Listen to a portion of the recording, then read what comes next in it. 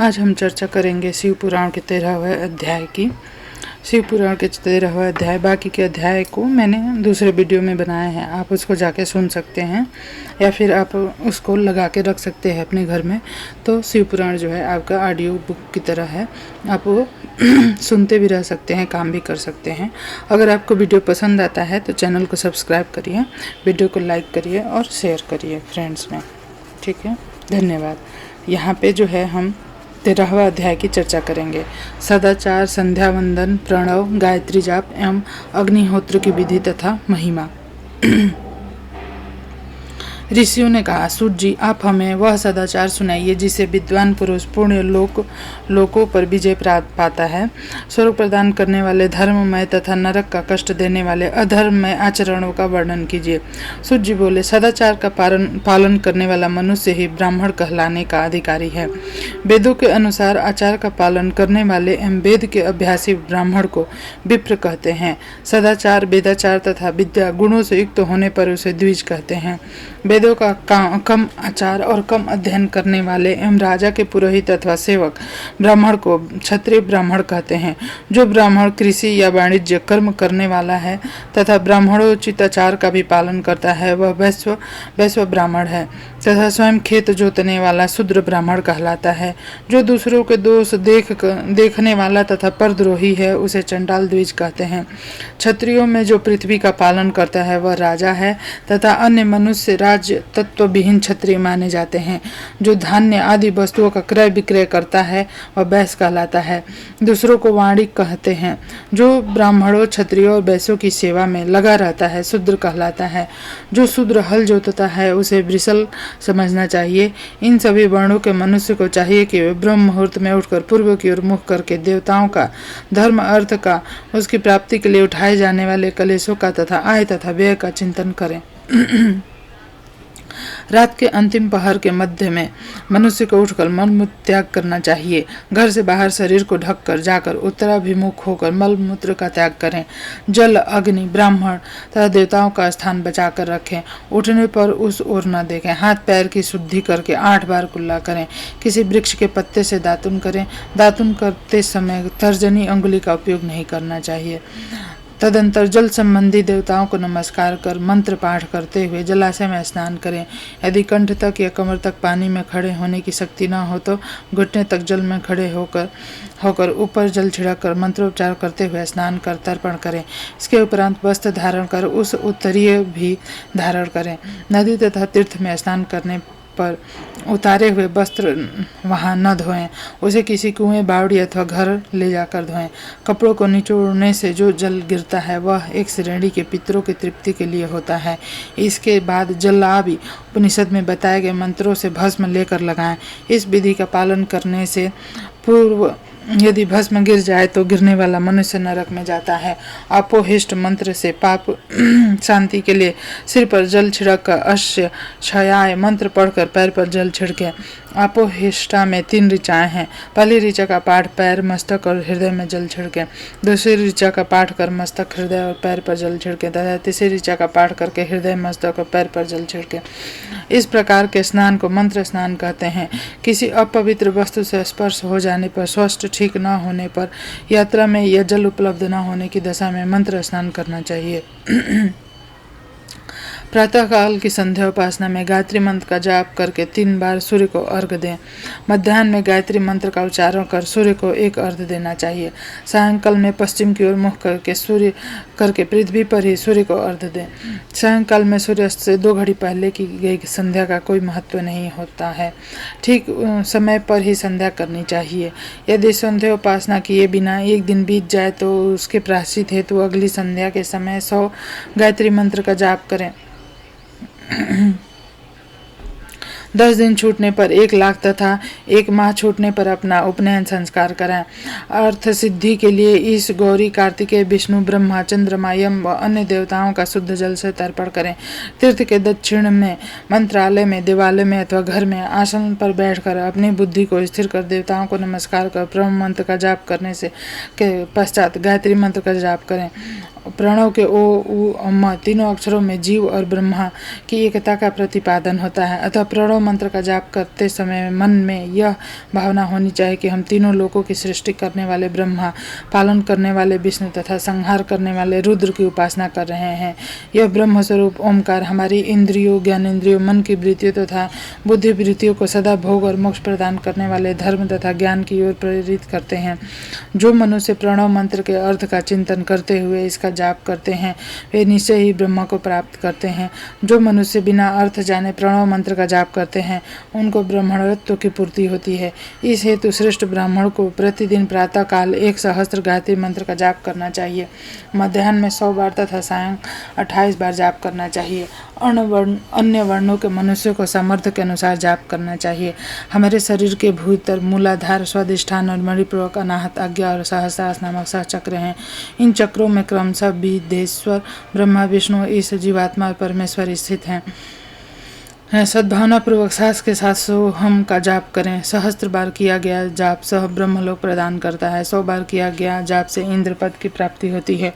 आत्मरक्षा के लिए जो मनुष्य अल्प मात्रा में इसका जाप करता है वह ब्राह्मण कुल में जन्म लेता है। 12 लाख गायत्री का जाप करने वाला मनुष्य ब्राह्मण कहलाता है। जिस ब्राह्मण ने 1 लाख गायत्री का जप न किया हो उसे वैदिक धर्म में न लगाएं। यदि एक दिन उल्लंघन हो जाए तो अगले दिन उसके बदले में उतने ही अधिक मंत्रों का जप करना चाहिए। ऐसा करने से दोषों की शांति होती है, धर्म से अर्थ की प्राप्ति होती है, अर्थ से भोग सुलभ होता है, भोग से वैराग्य की संभावना होती है, धर्म पूर्वक उपार्जित धन से भोग प्राप्त होता है, उससे भोगों के प्रति आसक्ति उत्पन्न होती है। मनुष्य धर्म से धन पाता है, तपस्याओं से दिव्य रूप प्राप्त करता है, कामनाओं का त्याग करने से अंतःकरण की शुद्धि होती है, उस शुद्धि से ज्ञान का उदय होता है। सतयुग में तप को तथा कलयुग में दान को धर्म का अच्छा साधन माना गया है। सतयुग में ध्यान से, त्रेता में तपस्या से और द्वापर में यज्ञ से ज्ञान की सिद्धि होती है, परंतु कलयुग में प्रतिमा के पूजन से ज्ञान लाभ होता है। अधर्म हिंसात्मक और दुख देने वाला है। धर्म से सुख और अद्भुत की प्राप्ति होती है। दुराचार से दुख और सदाचार से सुख मिलता है। अतः भोग और मोक्ष की सिद्धि के लिए धर्म का उपार्जन करना चाहिए। किसी ब्राह्मण को 100 वर्षों के जीवन निर्वाह की सामग्री देने पर ही ब्रह्मलोक की प्राप्ति होती है। 1 सहस्त्र चंद्रायन व्रत का अनुष्ठान ब्रह्मलोकदायक माना जाता है।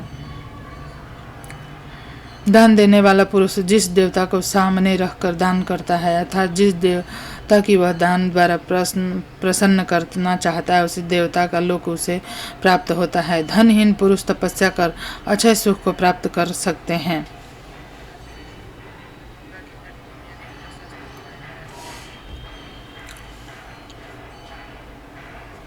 ब्राह्मण को दान ग्रहण कर और यज्ञ करके धन का अर्जन करना चाहिए। क्षत्रिय बाहुबल से तथा वैश्य कृत्रिम गोचर से धन का उपार्जन करे। इस प्रकार न्याय से उपार्जित धन को दान देने से दाता को ज्ञान की सिद्धि प्राप्त होती है। दान से ही मोक्ष की प्राप्ति सुलभ होती है। गृहस्थ मनुष्य को धन, धान्य आदि सभी वस्तुओं का दान करना चाहिए। जिसके अन्न को खाकर मनुष्य कथा श्रवण तथा सदकर्म का पालन करता है तो उसका आधा फल दाता को मिलता है। दान देने वाले मनुष्य को दान में प्राप्त वस्तु का दान तथा तपस्या द्वारा पाप की शुद्धि करनी चाहिए। उसे अपने धन के 3 भाग करने चाहिए, एक धर्म के लिए, दूसरा वृद्धि के लिए, तीसरा उपभोग के लिए। धर्म के लिए रखे धन से नित्य नैमित्तिक और इच्छित कार्य करें। वृद्धि के लिए रखे धन से ऐसा व्यापार करें जिससे धन की प्राप्ति हो तथा उपभोग से के धन से पवित्र भोग भोगें। खेती से प्राप्त धन का 10वां भाग दान कर दें, इससे पाप की शुद्धि होती है। वृद्धि के लिए किए गए व्यापार से प्राप्त धन का 6वां भाग दान देना चाहिए। विद्वान को चाहिए वह दूसरों के दोषों का बखान न करे। ब्राह्मण भी दोष दूर करने दोषवश दूसरों के सुने देखे हुए छिद्र को कभी प्रकट न करे। विद्वान पुरुष ऐसी बातें न कहे जो समस्त प्राणियों के हृदय में रोष पैदा करने वाली हो। दोनों संध्याओं के समय अग्नि को विधि पूर्वक ही दी हुई आहुति से संतुष्ट करें। चावल, धान्य, घी, फल, कंद और हविष्य के द्वारा थाली पाक बनाएं और यथोचित रीति से सूर्य और अग्नि को अर्पित करें। यदि दोनों समय अग्निहोत्र करने से समर्थ हों तो संध्या के समय जाप और सूर्य की वंदना कर लें। आत्मज्ञान की इच्छा कर रखने वाले तथा धनिष्ठ पुरुष को इस प्रकार उपासना करनी चाहिए। जो मनुष्य सदा ब्रह्म यज्ञ करते हैं, देवताओं की पूजा, अग्नि पूजा तथा गुरु पूजा प्रतिदिन करते हैं तथा ब्राह्मणों को भोजन तथा दक्षिणा देते हुए स्वर्गलोक के भागी होते हैं। 14वां अध्याय अग्नि यज्ञ, देव यज्ञ तथा ब्रह्म यज्ञ का वर्णन। ऋषियों ने कहा, प्रभु, अग्नि यज्ञ, देव यज्ञ, ब्रह्म यज्ञ का वर्णन करके हमें कृतार्थ करें। सूत जी बोले, महर्षियों, गृहस्थ पुरुष के लिए प्रातः सायंकाल अग्नि में 2 चावल और द्रव्य की आहुति ही अग्नि यज्ञ है। ब्रह्मचारियों के लिए समिधा का देना ही अग्नि यज्ञ है।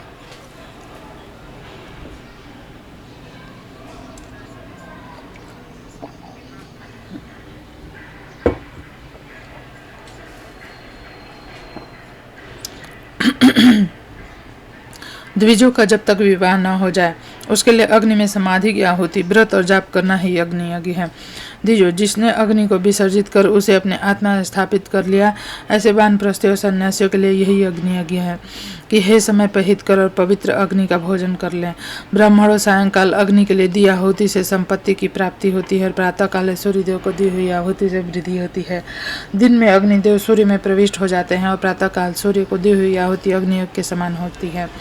इंद्र आदि समस्त देवताओं को प्राप्त करने के उद्देश्य से जो आहुति अग्नि में दी जाती है वह देव यज्ञ कहलाती है। लौकिक अग्नि में प्रतिष्ठित जो संस्कार निमित्त हवन कर्म है वह देव यज्ञ है। देवताओं को प्रसन्न करने के लिए नियम पूर्वक किया गया यज्ञ ही देव यज्ञ है। वेदों के नित्य अध्ययन और स्वाध्याय को ब्रह्म यज्ञ कहते हैं। मनुष्य को देवताओं की तृप्ति के लिए प्रतिदिन ब्रह्म यज्ञ करना चाहिए। प्रातः काल और सायंकाल को ही इसे किया जा सकता है। अग्नि के बिना देव यज्ञ कैसे होता है, इसे श्रद्धा और आदर से सुने। सृष्टि के आरंभ में सर्वज्ञ सर्वसमर्थ महादेव शिव ने समस्त लोगों के उपकार के लिए वरों की कल्पना की। भगवान शिव संसार रूपी रोग को दूर करने के लिए बद्ध हैं, सबके ज्ञाता तथा समस्त औषधियों के औषध हैं। भगवान शिव ने सबसे पहले अपने वार की रचना की जो आरोग्य प्रदान करने वाला है। तत्पश्चात अपनी माया शक्ति का वार बनाया जो संपत्ति प्रदान करने वाला है।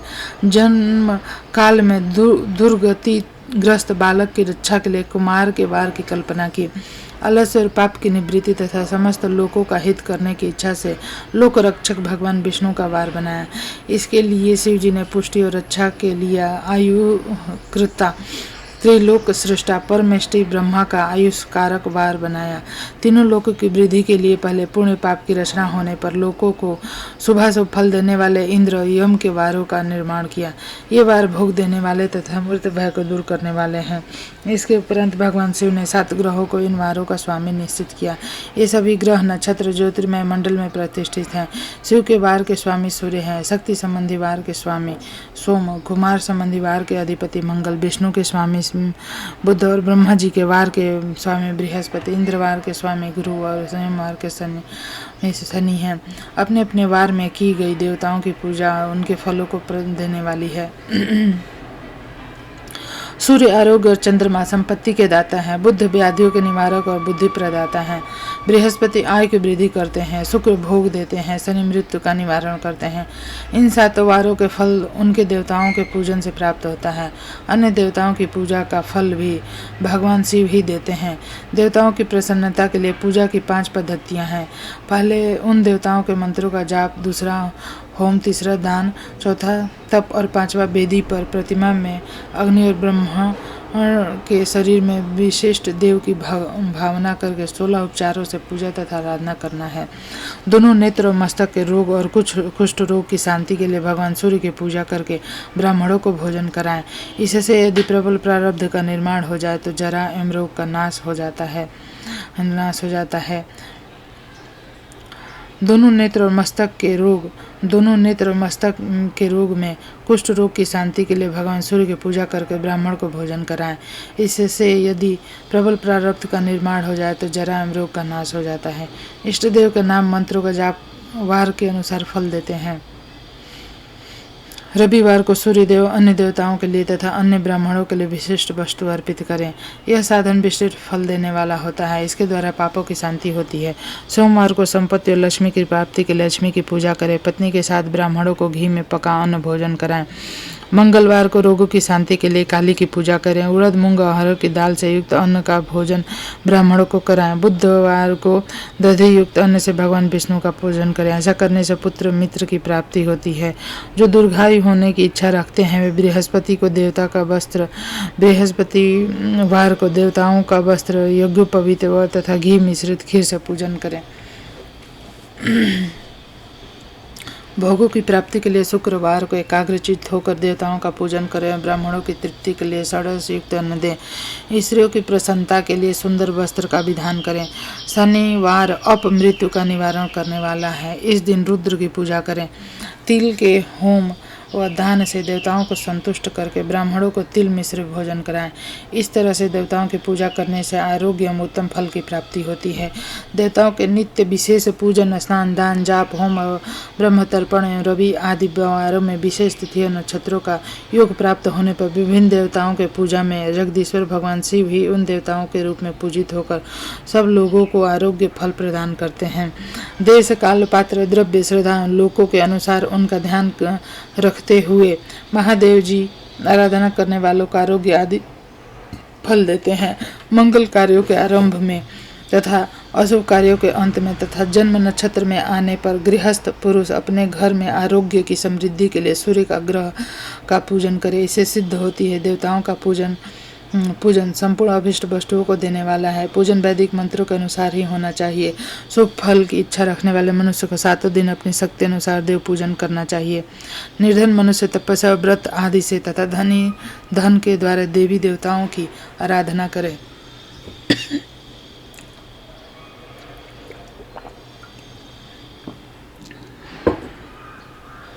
जो मनुष्य श्रद्धापूर्वक इस तरह के धर्म का अनुष्ठान करता है वह पुण्य लोक में अनेक प्रकार के फल भोग कर पुनः इस पृथ्वी पर जन्म ग्रहण करता है। धनवान पुरुष सदा भोग सिद्धि के लिए मार्ग में वृक्ष लगाकर लोगों के लिए छाया की व्यवस्था करते हैं और उनके लिए कुएं, बावली बनाकर पानी की व्यवस्था करते हैं। वेद शास्त्रों की प्रतिष्ठा के लिए पाठशाला का निर्माण या अन्य किसी प्रकार के धर्म का संग्रह करते हैं। स्वर्ग लोक को प्राप्त होते हैं। समय अनुसार पुण्य कर्मों के परिपाक से अंतःकरण शुद्ध होने पर ज्ञान की सिद्धि होती है। जो इस अभ्यास को जो सुनता, पढ़ता अथवा सुनाने की व्यवस्था करता है उसे देव यज्ञ का फल प्राप्त होता है। 15वां अध्याय देश, काल, पात्र और दान का विचार। ऋषियों ने कहा, समस्त पदार्थों के ज्ञाताओं में श्रेष्ठ सूत जी हमसे देश, काल और दान का वर्णन करें। सूत जी बोले, अपने घर में किया देव यज्ञ शुद्ध गृह के फल को देने वाला है। गौशाला का स्थान घर में किए गए देव यज्ञ से 10 गुना, जबकि जलाशय का तट गौशाला से 10 गुना है। एवं जहाँ तुलसी, बेल और पीपल वृक्ष का मूल हो वह स्थान जलाशय तट से भी 10 गुना महत्व देने वाला है। देवालय उससे भी अधिक महत्व रखता है। देवालय से 10 गुना महत्व रखता है। तीर्थ भूमि का तट उसे भी अधिक श्रेष्ठ। नदी का किनारा तथा उसका भी 10 गुना उत्कृष्ट है। तीर्थ नदी का तट इसे भी अधिक महत्व रखने वाला है। सप्त गंगा का तट जिसमें गंगा, गोदावरी, कावेरी, ताम्रपर्णी, सिंधु, सरयू और रेवा नदियाँ आती हैं, से भी 10 गुना अधिक फल। समुद्र का तट और उसे भी 10 गुना अधिक फल पर्वत चोटी पर पूजा करने से होता है। सबसे अधिक महत्व का स्थान वह होता है जहाँ मन रम जाए। काल का वर्णन। सतयुग में यज्ञ, दान आदि से संपूर्ण भोगों फलों की प्राप्ति होती है। त्रेता में तिहाई, द्वापर में आधा, कलयुग में इससे भी कम फल प्राप्त होता है। परंतु शुद्ध हृदय से किया गया पूजन फल देने वाला होता है। से 10 गुना फल सूर्य संक्रांति के दिन, उससे 10 गुना अधिक फल तुला और मेष की संक्रांति में तथा चंद्र ग्रहण में उसे भी 10 गुना फल मिलता है। सूर्य ग्रहण में उससे भी 10 गुना अधिक फल मिलता है। महापुरुषों के साथ वह काल करोड़ों सूर्य के समान पावन ऐसा ज्ञानी पुरुष मानते हैं। पात्र वर्णन। तपोनिष्ठ योगी और ज्ञान निष्ठ योगी पूजा के पात्र होते हैं, क्योंकि ये पापों के नाश के कारण होते हैं। जिस ब्राह्मण ने 24 लाख गायत्री का जप कर लिया हो वह भी पूजा का पात्र है। वह संपूर्ण काल और भोग का दाता है। गायत्री के जाप से शुद्ध हुआ ब्राह्मण परम पवित्र और इसलिए दान, जाप, होम और सभी पूजा, सभी कर्मों के लिए वही शुद्ध पात्र है। स्त्री पुरुष जो भी भूखा हो वही अन्नदान का पात्र है। जिस वस्तु की इच्छा हो उसे वह वस्तु बिना मांगे दे दी जाए तो दाता को उस दान का पूरा फल प्राप्त होता है। याचना करने के बाद दिया गया दान आधा ही फल देता है। जब को दिया दान चौथाई फल देने वाला होता है। दिन ब्राह्मण को दिए गए धन का दान दाता को इस भूतल पर 10 वर्षों तक भोग प्रदान करने वाला है। वेदवेता को दान देने पर वह स्वर्गलोक में देवताओं के वर्ष से 10 वर्ष तक दिव्य भोग देने वाला है। गुरु दीक्षा में प्राप्त धन शुद्ध द्रव्य कहलाता है। इसका दान संपूर्ण फल देने वाला है। क्षत्रियों का शौर्य से कमाया हुआ, वैश्यों का व्यापार से आया हुआ, शूद्रों का सेवानिवृत्ति से प्राप्त किया गया धन उत्तम द्रव्य है। दान का वर्णन। गौ, भूमि, तिल, सुवर्ण, घी, वस्त्र, धान, गुड़, चांदी, नमक, कोहड़ा, कन्या नामक 12 वस्तुओं का दान करना चाहिए। गोदान से सभी पापों का निवारण होता है और पुण्य कर्मों की पुष्टि होती है। भूमि का दान परलोक में आश्रय देने वाला होता है। तिल का दान बल देने वाला तथा मृत्यु का निवारक होता है। सुवर्ण का दान वीर्यदायक और घी का दान पुष्टिकारक होता है। वस्त्र का दान आयु की वृद्धि करता है। धान्य का दान करने से अन्न और धन की समृद्धि होती है। गुड़ का दान मधुर भोजन की प्राप्ति कराता है। चांदी के दान से वीर्य की वृद्धि होती है। लवण के दान से सरस भोजन की प्राप्ति होती है। कोहड़ा या कुष्मांड के दान को पुष्टिदायक माना जाता है। कन्या का दान आजीवन भोग देने वाला होता है। जिन वस्तुओं से श्रवण आदि इंद्रियों की तृप्ति होती है उसका सदा दान करें। वेद और शास्त्र को गुरुमुख से ग्रहण करके कर्मों का फल अवश्य मिलता है। इसे ही उच्च कोटि की आस्तिकता कहते हैं। भाई बंधु अथवा राजा के भय से जो आस्तिकता होती है वह निम्न श्रेणी की होती है। जिस मनुष्य के पास धन का अभाव है वह वाणी और कर्म द्वारा ही पूजन करे। तीर्थ यात्रा और व्रत को शारीरिक पूजा माना जाता है। तपस्या और दान मनुष्य को सदा करने चाहिए। देवताओं की तृप्ति के लिए जो कुछ दान किया जाता है वह सब प्रकार के भोग प्रदान करने वाला है। इससे इस लोक और परलोक के उत्तम जन्म और सदा सुलभ होने वाला भोग प्राप्त होता है। ईश्वर को सब कुछ समर्पित करने, बुद्धि से यज्ञ दान करने से मोक्ष की प्राप्ति होती है। 16वां अध्याय देव प्रतिमा का पूजन तथा शिवलिंग के वैज्ञानिक स्वरूप का विवेचन। इसके विषय में हम लोग चर्चा करेंगे अगले वीडियो में। तो यह वीडियो आपको कैसा लगा जरूर से बताएं और चैनल को सब्सक्राइब करें, वीडियो को लाइक करें और शेयर करें अपने दोस्तों में। धन्यवाद।